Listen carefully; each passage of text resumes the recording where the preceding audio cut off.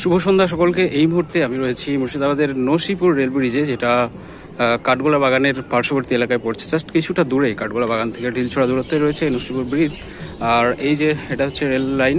এখানে দীর্ঘদিন rail line বন্ধ ছিল, রেল লাইনটা মিডিলে চালু হয়ে গেছে, বাট আনফর্চুনেটলি এখানে কোনো এখন ট্রেন যাতায়াত করছে না।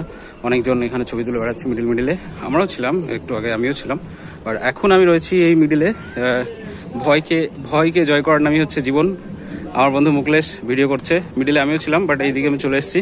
লাইভ করছিস?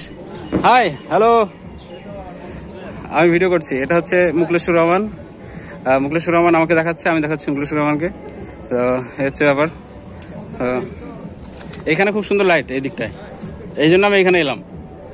তো আপাতত নদীর উপরে আছি। নদীটা খুব সুন্দর, অনেক জল। যদি মিডিলে ইনকেস পড়ে যায় তো জানি না কোথায় গিয়ে দাঁড়াবো। আর এই যে একটা এখানে চলে যাচ্ছে, দেখতে পাচ্ছ, পুজো মানে যেটাকে বলা হয়, মানে কিছু একটা বলা হয়, সেটা ভেসে যাচ্ছে। আর এই যে আপাতত এখানে আছি, নদীতে স্রোত রয়েছে। স্রোতটা দেখতে বেশ দারুণ লাগছে, মজাদার। এই যে দেখতে পাচ্ছ এখানে এই যে নদীর স্রোত। আর এইখানে জাস্ট সূর্য একটু আগে অস্ত গেল।